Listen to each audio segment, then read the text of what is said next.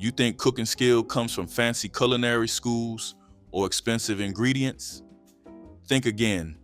Black moms in the 1960s commanded their kitchens with secrets passed through generations, creating meals that no restaurant could replicate. Here are 30 reasons why black moms were better cooks. Cast iron skillets seasoned for generations were the cornerstone of every black kitchen in the 1960s, carrying decades of flavor in their blackened surfaces. These heavy pans were rarely washed with soap, instead being wiped clean and re-oiled after each use to maintain their non-stick coating built from countless meals. A mother might cook with the same skillet her grandmother used, each dish adding another layer of seasoning that no store-bought pan could replicate. The iron distributed heat evenly, creating perfect crusts on cornbread and golden brown edges on fried chicken. Families treated these skillets as heirlooms, passing them down with the same reverence given to jewelry. Modern non-stick coatings promise convenience, but they cannot match the depth of flavor that came from cooking in iron seasoned by time and love. Knowing recipes by heart without measuring was a skill that separated black moms from cookbook-dependent cooks who needed precise instructions for every dish. These women learned to cook by watching their mothers, memorizing the look and feel of properly mixed batter or correctly seasoned meat. A handful of flour meant something specific to hands that had measured it thousands of times before. They knew when dough was ready by its texture, when gravy was thick enough by how it coated a spoon, when chicken was done by its sizzle. This intuitive cooking created consistency that written recipes could never capture. Children learned these skills by standing beside their mothers, absorbing knowledge that could not be written down. The kitchen became a classroom where measurements lived in muscle memory rather than measuring cups. Using every part of the animal was not just frugality, but a philosophy that honored the food on the table and the labor that brought it there. Black moms in the 1960s knew how to transform neck bones into rich stews, pig feet into savory dishes, and chicken gizzards into crispy delicacies. Nothing was wasted because waste meant disrespect for resources that families worked hard to afford. Oxtails became tender braises after hours of slow cooking. Ham hocks flavored pots of beans and greens with smoky depth. This approach created dishes with complexity that prime cuts alone could never achieve because tougher parts required skill and patience to prepare properly. Children grew up understanding that deliciousness came from technique, not expense, and these traditions carried lessons about resourcefulness and respect. Growing vegetables in backyard gardens connected Black families directly to their food in ways that supermarket shopping never could.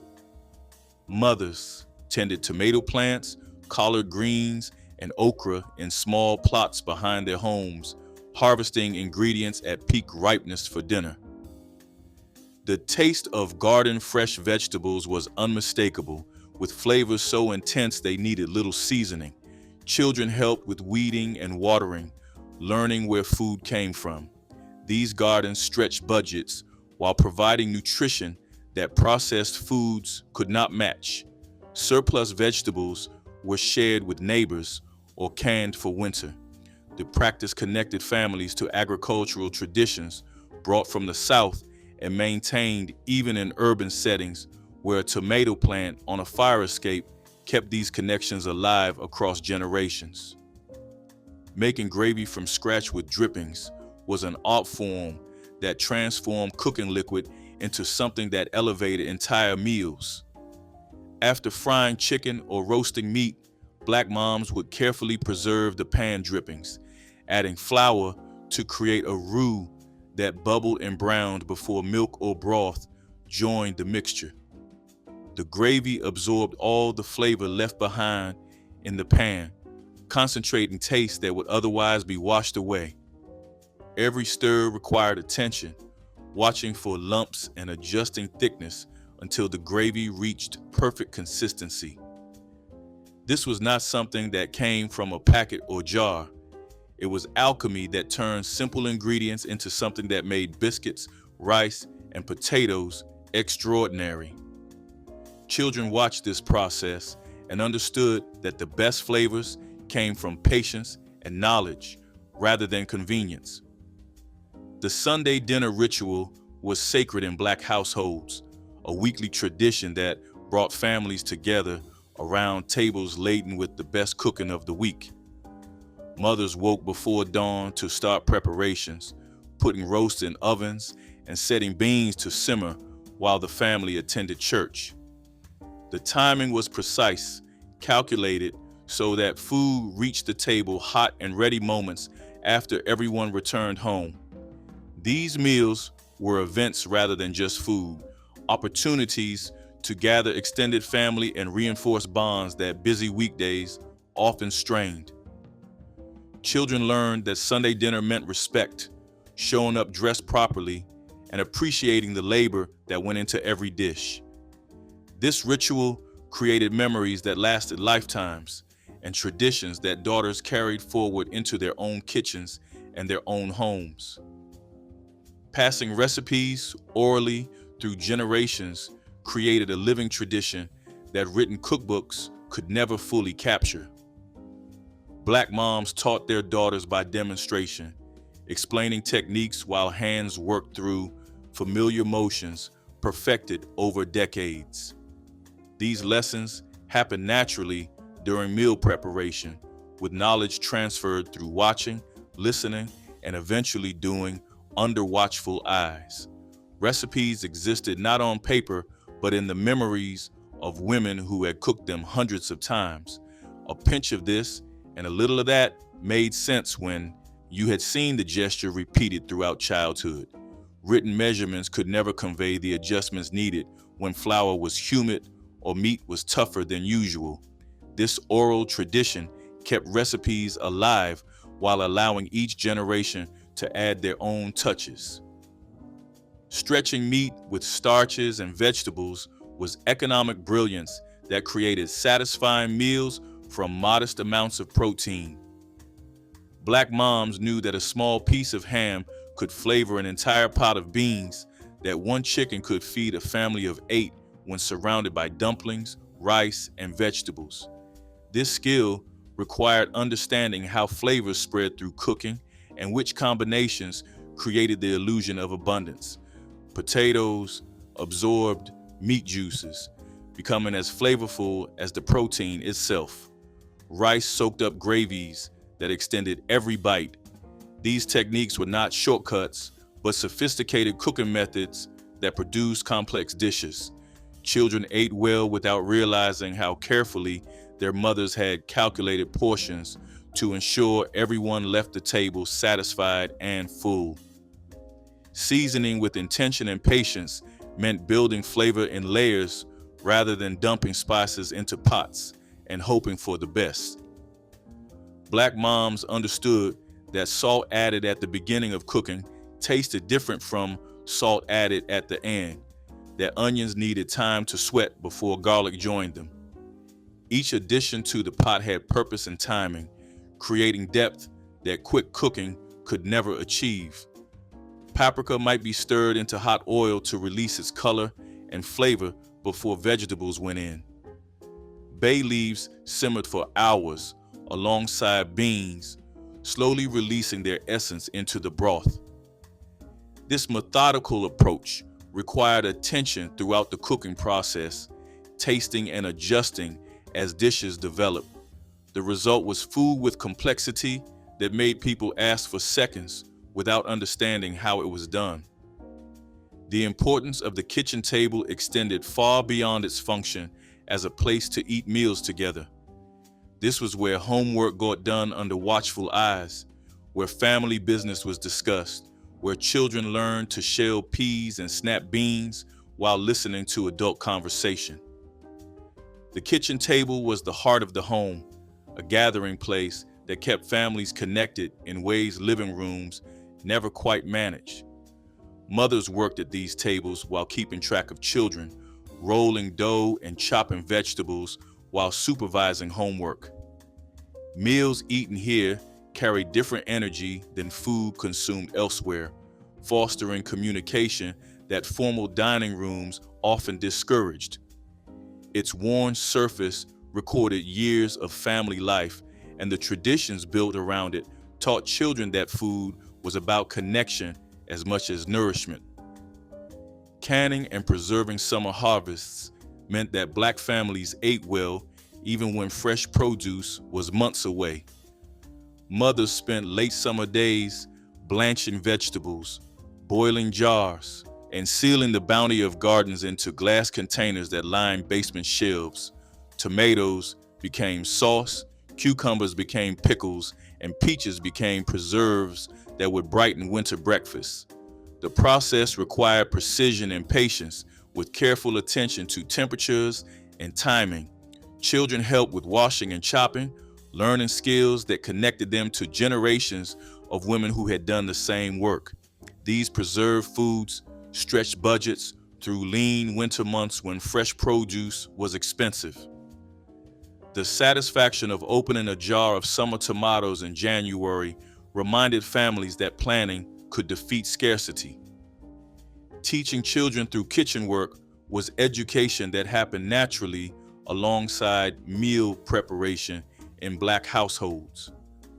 Daughters stood on stools beside their mothers, learning to crack eggs without shells, to stir without splashing, to season without measuring. These lessons went beyond cooking techniques to include patience, timing, and the importance of feeding family with care. Boys learned, too, understanding that kitchen work was essential to survival and self-sufficiency.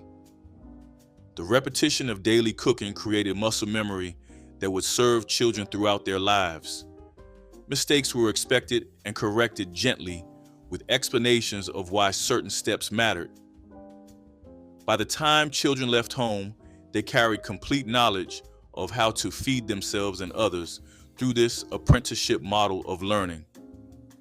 The art of slow cooking on low heat transformed tough cuts and simple ingredients into dishes of remarkable depth and tenderness. Black moms understood that time was an ingredient as important as salt or pepper, that beans needed hours to become creamy, that collard greens required patience to develop their silky texture. Pots simmered on back burners throughout the day, filling homes with aromas that announced the dinner long before it reached the table. This method extracted every bit of flavor from bones and vegetables, creating broths that served as the foundation for countless meals. Low heat prevented burning while allowing flavors to meld in ways that quick cooking could never achieve. Children grew up associating these aromas with comfort and security. Community recipe sharing at church created networks of culinary knowledge that extended beyond individual households. Women gathered after services to discuss techniques, trade tips, and share dishes that had impressed their families. Church suppers became showcases where reputations were built on the quality of covered dishes brought to share. Compliments led to recipe exchanges, with women writing down instructions on scraps of paper or explaining methods while others listened. These gatherings created accountability, as women knew their cooking would be judged by peers who understood good food. Competition was friendly but real, pushing everyone to refine their skills. The church kitchen became a space where collective wisdom accumulated and where younger women learned from elders. Making something from nothing was the defining skill of Black moms who faced empty refrigerators and still put food on the table. A handful of dry beans, some rice, a bone saved from last week's roast, and suddenly there was soup for the whole family. This creativity came from necessity but became artistry through practice and refinement. Women knew which combinations worked, which seasonings could stretch flavors, and which techniques could transform scraps into meals. Stale bread became bread pudding, leftover vegetables became hash, bones that others discarded became rich stocks. This skill required imagination as much as technique, the ability to see potential in ingredients that appeared worthless. Children learned that poverty did not mean going hungry when you had knowledge and creativity. The power of lard and bacon grease was understood by Black moms who knew that fat carried flavor in ways that modern cooking has forgotten. Every kitchen kept a container near the stove where bacon drippings were saved after breakfast, ready to season vegetables, start gravies, or fry cornbread to golden perfection. This rendered fat added depth and richness that vegetable oils simply could not provide. Collard greens cooked in bacon grease tasted of smokiness and comfort.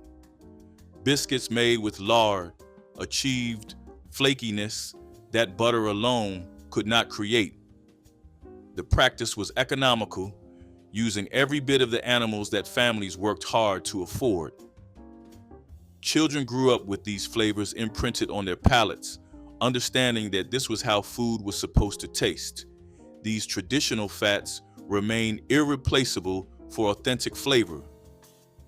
Knowing when food was done by instinct meant that Black moms rarely used timers or thermometers, relying instead on senses sharpened through years of practice. The sound of properly frying chicken told them when to flip it. The way bread bounced back under a fingertip indicated perfect baking. The color of caramelizing onions signaled readiness for the next ingredient. This intuitive knowledge came from cooking the same dishes hundreds of times, developing an internal clock that tracked multiple processes simultaneously. Women could carry on conversations, supervise children, and still know when each pot needed attention. The skill seemed magical to outsiders, but was simply accumulated experience. Children absorbed this knowledge by watching and eventually by doing, developing their own instincts. The role of hot sauce and vinegar in Black cooking went beyond simple seasoning to become essential elements that balanced and brightened every dish. A splash of vinegar cut through the richness of greens, while hot sauce added heat that woke up the palate. These condiments sat on every table, allowing each person to adjust flavors to their preference. Black moms understood that acidity was as important as salt, that heat could transform bland food into something exciting. Homemade pepper vinegar, made by steeping hot peppers in bottles of vinegar for weeks, became signature condiments passed between generations. The combination of heat and acid worked together to make heavy foods feel lighter and simple foods taste complex. This understanding of flavor balance distinguished home cooking from meals that lacked these finishing touches. Breakfast before dawn for working families meant that Black moms rose in darkness to ensure everyone left home with full stomachs. Grits bubbled on stoves, while eggs fried in cast iron pans and biscuits baked in ovens that had been lit before the sun appeared. These meals provided the energy needed for long days of physical labor and concentration in school. The food was substantial because it had to last with proteins and starches that would sustain bodies through hours of work. Children ate at kitchen tables lit by single bulbs, still sleepy but nourished before walking to school. Fathers carried lunches packed the night before, prepared by women who had already been working for hours. This dedication showed love through action, through the sacrifice of sleep and comfort to ensure family members faced the day fortified. Creating celebration from ordinary days was a skill that Black moms used to bring joy into households where money was tight and luxuries were rare. A special meal on a random Tuesday could lift spirits and remind families that they deserved moments of happiness. Birthday cakes were baked from scratch, even when store-bought options would have been easier. Holiday meals stretched budgets to their limits because marketing occasions mattered. Children learned that celebration was not about expense, but about intention, that the effort of preparation was itself an expression of love. These moments of festivity created memories that lasted far longer than the meals themselves. Women understood that food could transform atmosphere, that a table set with care and dishes prepared with attention could make any evening feel special. The secret language of seasoning salts was understood by Black moms who knew that this simple blend could transform bland ingredients into something memorable. Every kitchen had a container of seasoning salt within arm's reach, ready to be shaken over meats, vegetables, and even eggs with practiced precision. The blend of salt, paprika, garlic, and onion provided a shortcut to flavor that worked across nearly every savory dish. Women learned exactly how much to use through trial and error, developing personal relationships with this humble seasoning. Children grew up associating this particular taste with home, unable to replicate it elsewhere. The seasoning salt represented practical wisdom, a tool that made good cooking accessible even to busy mothers with limited time and budgets. Cooking for crowds without breaking a sweat was a skill that Black moms developed through years of practice, feeding extended families and community gatherings. These women could scale recipes in their heads, knowing exactly how many pounds of chicken or cups of rice would feed 30 people without running short or wasting food. The logistics required mental calculations that would challenge professional caterers, yet mothers managed them while also keeping house and raising children. Large pots became familiar tools, and women knew how heat behaved differently when cooking at scale. Timing multiple dishes to finish simultaneously was choreography performed without written notes. This ability to feed crowds meant that Black homes became gathering places where everyone knew they would leave satisfied. The healing power of soup and broth was understood by Black moms who reached for the stock pot whenever family members fell ill or needed comfort. Chicken soup made from scratch carried more than nutrients. It carried love and tradition in every spoonful. Women kept bones in freezers specifically for these moments, knowing that homemade broth could not be replaced by anything from a can. The soup simmered for hours, filling sick rooms with aromas that promised recovery and care. Children learned that food could be medicine, that certain dishes had power beyond their ingredients. This knowledge passed between generations, creating associations between specific foods and healing that lasted into adulthood. The soup pot became a tool for both physical and emotional restoration. Respecting ingredients through proper storage was knowledge that Black moms carried from generations of making food last when money was scarce. Flour lived in sealed containers to keep weevils out.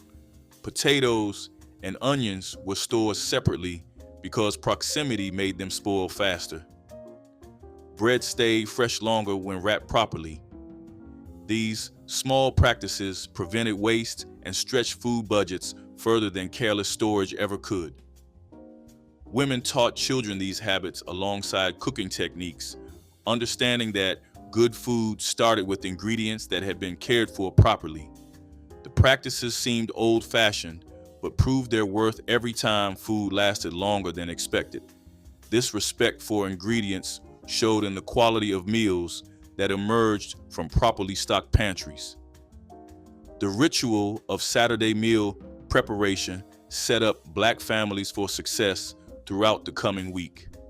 Mothers spent weekend hours cooking large batches of staples that would provide quick dinners during busy weekdays.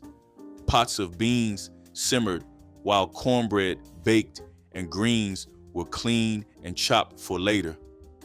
This advanced preparation meant that even the most hectic evenings could include home-cooked meals rather than expensive or unhealthy alternatives.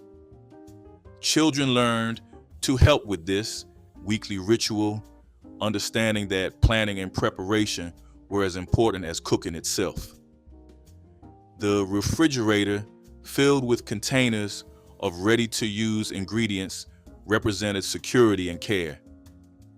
This practice allowed working mothers to maintain standards of home cooking that would otherwise have been impossible to sustain. Turning leftovers into new creations was artistry that Black moms practiced daily, refusing to let any food go to waste. Sunday's roast became Monday's hash. Rice from dinner appeared in breakfast fried rice. Vegetable scraps joined the stock pot for broth. This creativity required seeing potential in what others might discard, understanding that yesterday's meal could become tomorrow's foundation. Women developed repertoires of leftover transformations that made the same ingredients taste fresh and different each time they appeared. Children rarely knew they were eating recycled food because the dishes seemed entirely new. This skill stretched the budgets while also reducing the mental load of daily meal planning. The practice taught important lessons about resourcefulness that extended far beyond the kitchen. The community potluck as social currency gave Black moms opportunities to build reputations and relationships through their cooking. Bringing a celebrated dish to church suppers or neighborhood gatherings carried real social weight that money could not buy. Women became known for specific specialties, and requests for their contributions were marks of respect and recognition. The potluck created spaces where culinary knowledge was shared and evaluated by peers who understood quality. Compliments on dishes opened doors to friendships and community standing that might otherwise have remained closed. Children observed these dynamics and understood that their mother's cooking skills carried value beyond the home. The potluck table became a place where women could shine and where their work received the appreciation it deserved. Cooking as an act of resistance meant that Black moms preserved cultural traditions that larger society often dismissed or ignored. Every pot of greens, every pan of cornbread, every Sunday dinner represented continuation of practices that had survived slavery, migration, and discrimination. These foods carry history that textbooks rarely taught, connecting families to ancestors whose names might have been forgotten, but whose recipes lived on. The kitchen became a space where cultural identity was maintained and passed forward, where children learned who they were through what they ate. This preservation happened quietly, without fanfare, in kitchens across the country. The meals were political acts disguised as dinner, resistance served on plates that looked simply like good food.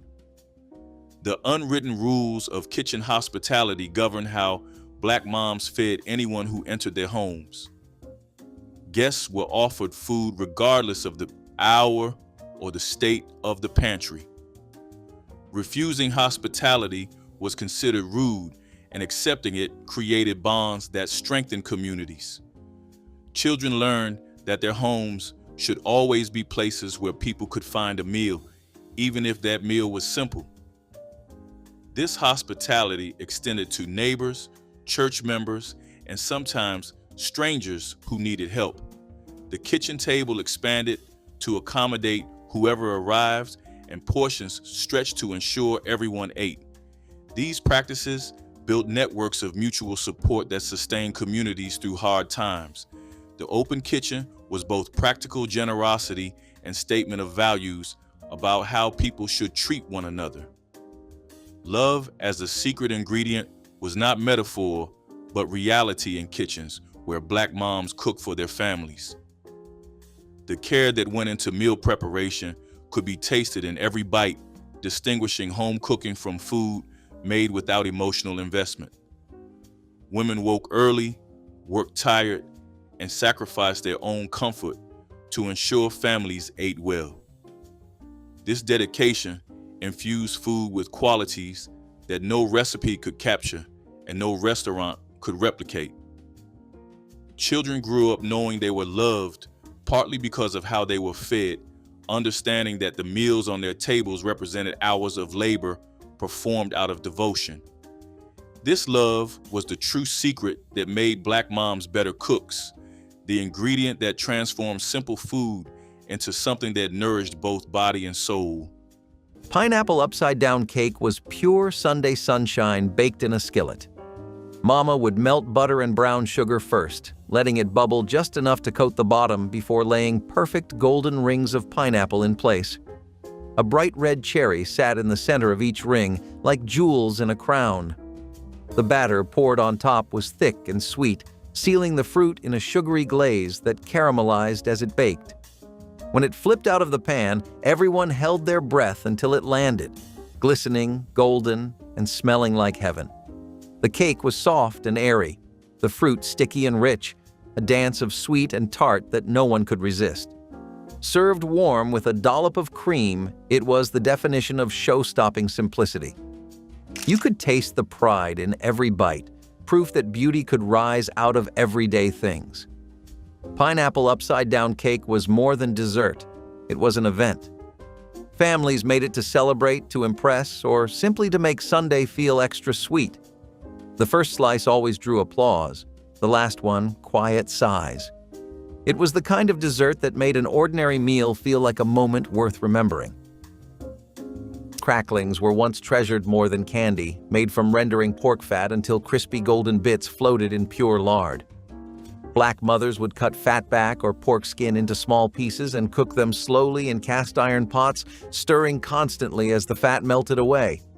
The bits turned crispy, salty, and impossibly rich, eaten hot from the pot or saved for cornbread batter. Children begged for cracklings, and mothers portioned them carefully, knowing they provided essential calories and flavor. The rendered lard was saved for cooking everything from biscuits to vegetables. In 1920s Black households, cracklings meant the hog had been butchered and winter provisions were secured. They were celebratory food tied to community hog killings where neighbors gathered. Mothers mixed cracklings into cornbread, creating pone studded with salty, crunchy bits. They stirred them into greens and packed them for lunches. Though still made in some communities, the art of rendering fat and saving every crackling has largely disappeared from modern kitchens. Macaroni and cheese made from scratch with government cheese became the creamy casserole that turned welfare assistance into something families served with pride.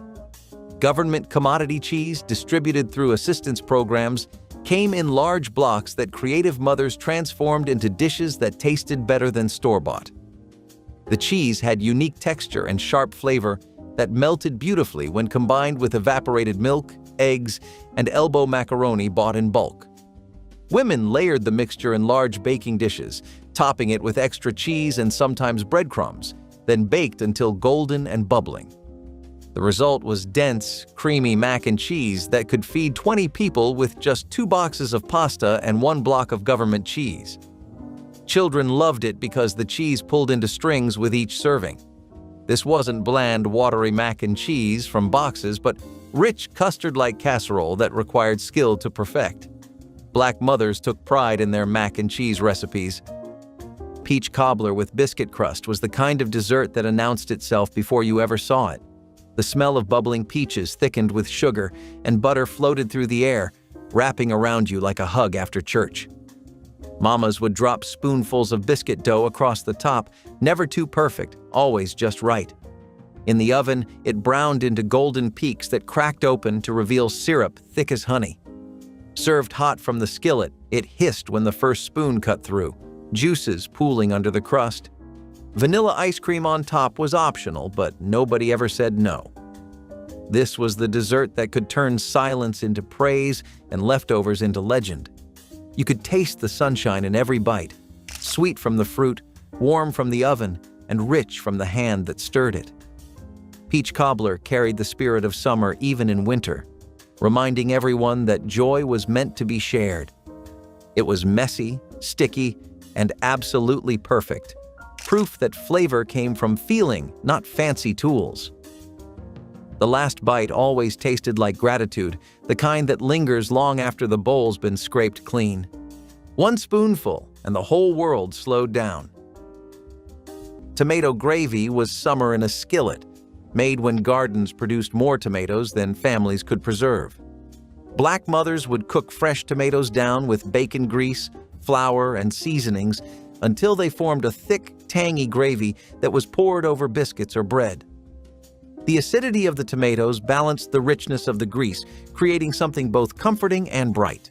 The gravy was eaten for breakfast, lunch, or dinner. In the 1920s South, tomato gravy meant the garden was producing and families could enjoy fresh vegetables while they lasted.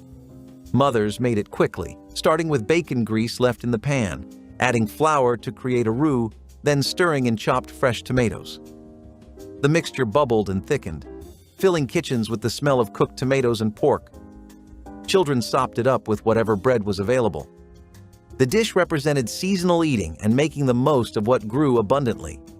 Today, with year-round access to tomatoes, the urgency and joy of tomato gravy has faded. Chitlin dressing appeared on tables when traditional stuffing felt too expensive, turning what others discarded into something deeply satisfying. Cleaned thoroughly over hours, chitlins were chopped fine and mixed with cornbread crumbles, celery, onions, sage, and chicken broth stretched as far as possible.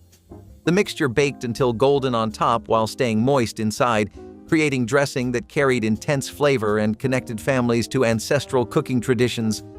Black mothers prepared chitlins as acts of both economy and heritage, knowing their grandmothers had done the same during harder times. The smell was unmistakable, but for those raised with it, chitlin dressing meant Thanksgiving in ways plain bread stuffing never could. A single batch cost less than $3, yet fed the entire gathering. Young people might have initially resisted, but after that first bite, most came back for seconds. Chitlin dressing taught lessons about respecting traditions. Sweet potato pie was more than dessert. It was memory, family, and love baked into one flaky crust. The filling came from homegrown yams mashed smooth with sugar, cinnamon, nutmeg, and a touch of vanilla that made the whole house smell like comfort. Mamas baked it slow, never rushing a pie that carried so many Sundays within it.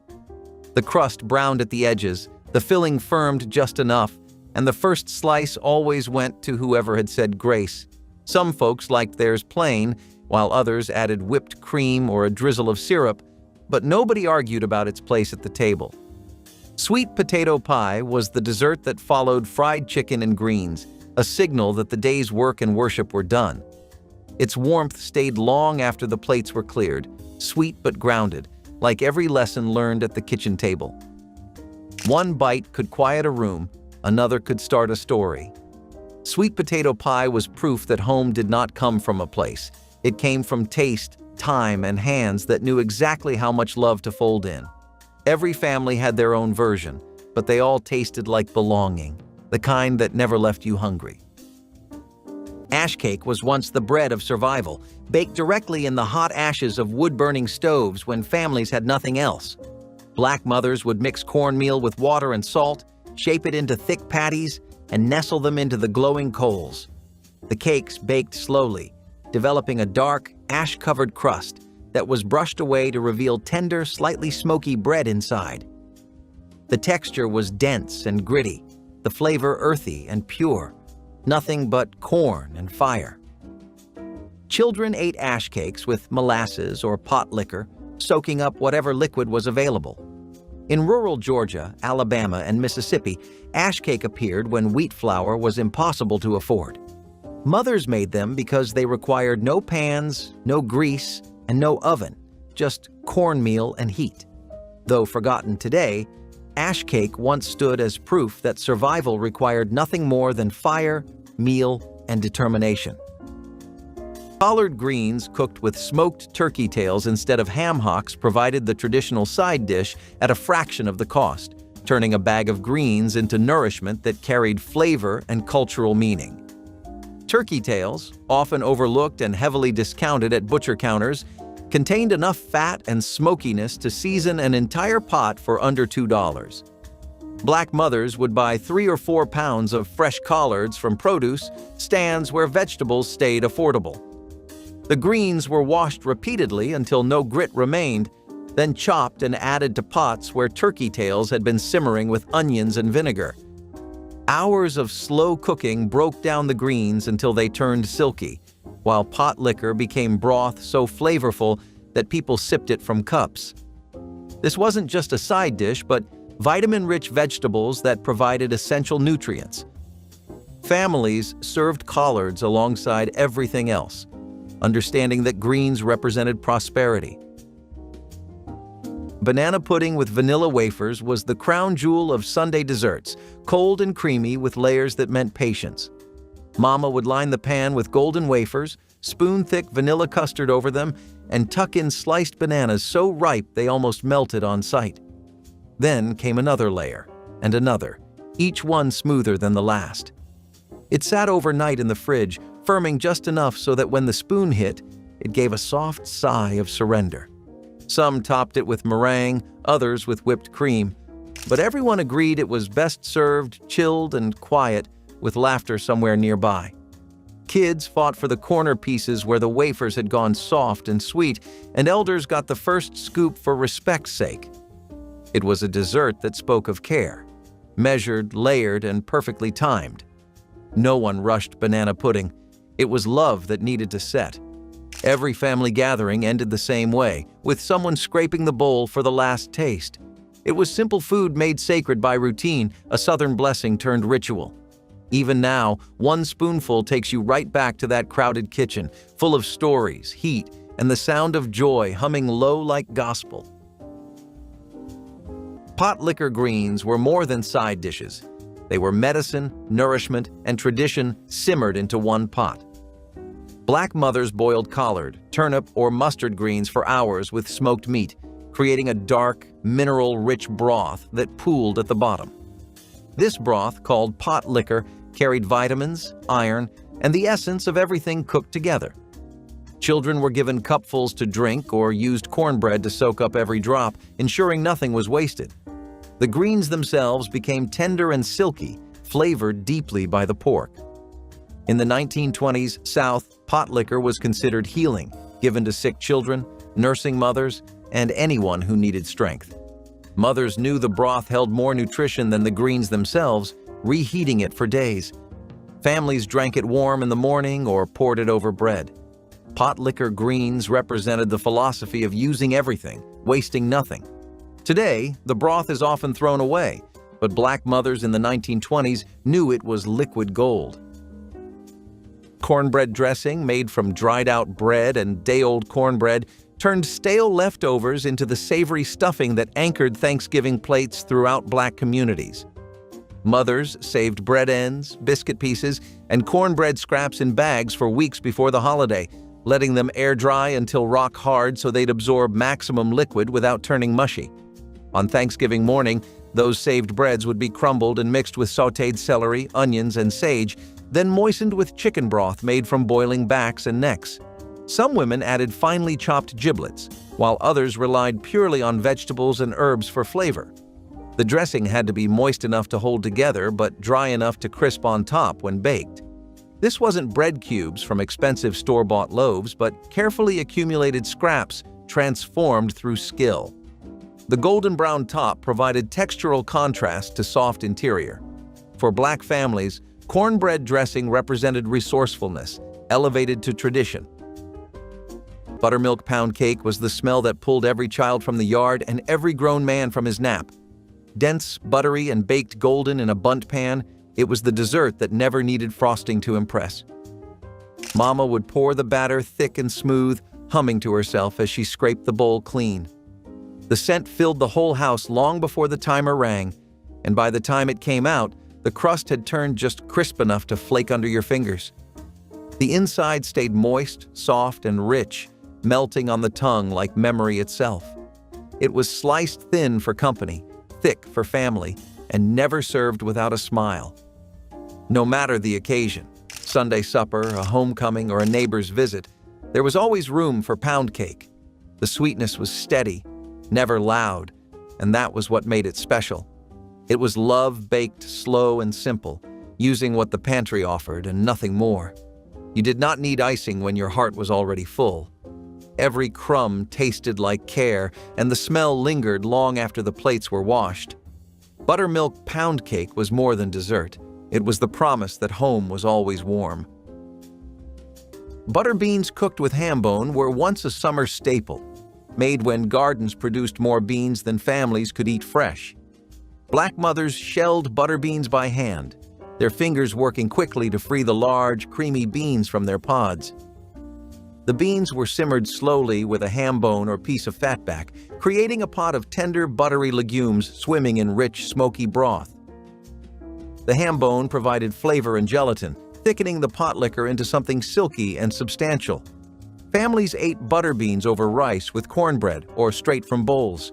In Mississippi, Alabama, and Georgia during the 1920s, butter beans meant summer abundance and the promise of preserved food for winter. Mothers dried any beans that couldn't be eaten fresh, storing them for months. Fresh butter beans were softer and sweeter than dried ones. The dish provided complete protein when combined with cornbread. Butter beans with ham bone represented agricultural knowledge, cooking skill, and the ability to transform garden produce into satisfying meals. Which cooking secret from the 1960s resonates most with your family memories? Drop it in the comments, hit like, and subscribe for more forgotten traditions worth remembering.